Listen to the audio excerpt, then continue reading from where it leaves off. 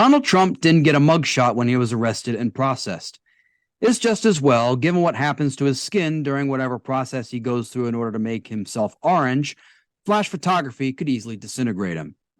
Trump repeatedly paid off a doorman to cover up a love affair. I'd pay too if I had a love affair with my doorman, although I usually settle for the homeless guy who panhandles outside my grocery store, who likes to pretend he's my doorman.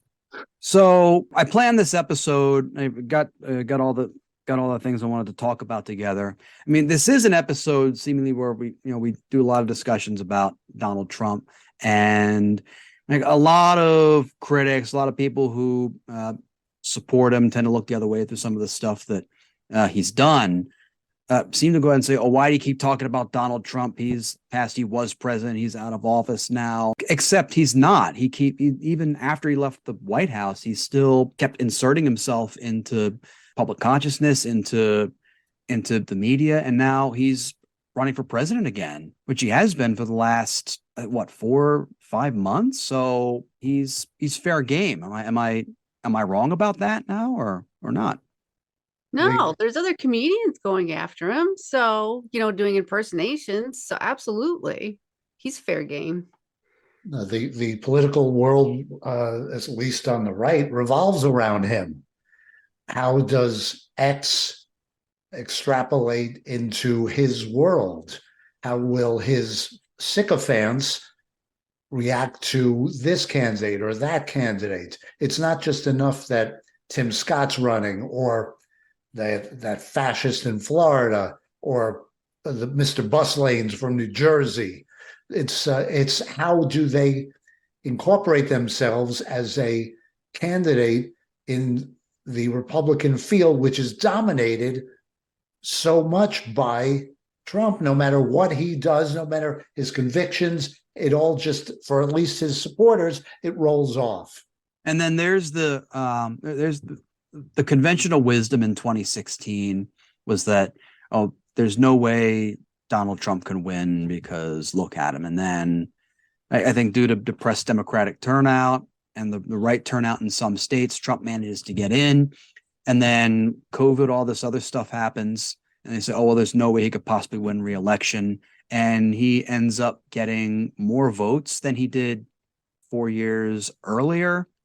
I mean, even though what kept him out was, of course, Biden getting more votes and in the right states, the same states that handed the White House to Trump in 2016. And now the conventional wisdom seems to be, oh, well, he's got this past record. We know what he'll be like as president. He's a national security threat. All these other things. Could he still win again? Could he get back in the White House? I hope not, but I wouldn't be shocked. I don't think he can garner the same type of independent and crossover votes from disgruntled Democrats. And I think the Republican Party, the conservative end of the Republican Party, has had quite enough of his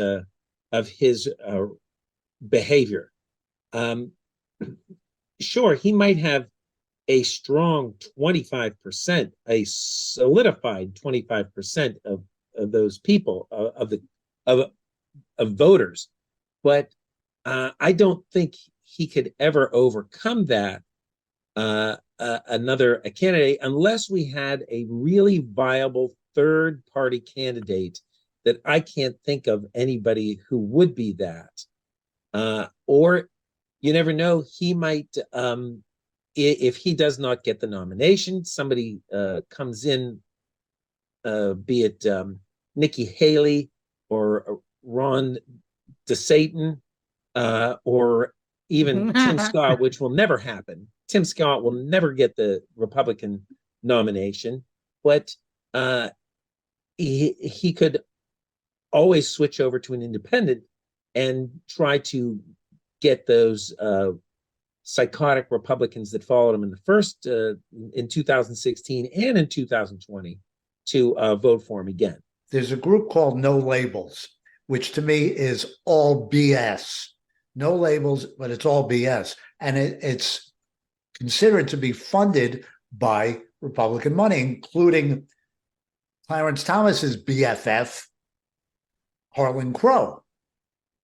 So they fund the third party, and the third party runs, and they say, look, we're an alternative. We're no labels. Look at that. Look how cute we are. And that shifts enough of the votes the same way Jill Stein did 8 years ago. Remember that? So she Yes, she shifted did. just enough votes also, especially in swing states. So that's the scenario. Enough Democrats stay home, plus you have the third party. Yeah, that was going to be my thing. Is I guess it depends on who the Democrats put up for their primary nomination, because that would be my fear, is that if Biden goes up and he is the primary, is it enough to go against someone like Trump? Because that's exactly my fear, is right there, is because I don't know. Because right now, it's, to me, on the news, all I hear is basically a celebrity death match situation. Jeff, your scenario is basically the same dynamic as any marriage, right? You're too purist and uptight. You don't acknowledge your spouse, and then, ooh, a third party comes and everything turns to shit. So let's pray that none of that. I don't know. It's I'm a very terrified optimist. Did Well, Davine you never just know. suggest that Trump was the third party in that relationship? No. What's scarier is that I could remember when it was Ross Perot. Like, imagine being in something comparable to an open marriage and you end up with Ross Perot. Trump was not in my metaphor at all. Oh, okay.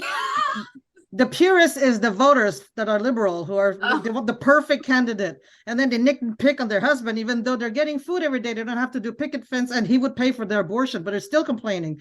And then a third party come, which is the third party voters, and that's what leaks. That's where there's another hole. That's the anus of their marriage that just goes to shit. Okay, that's all. There was no Trump in the picture. Like, I just wanted to explain that. I just had to explain. Yeah, sorry.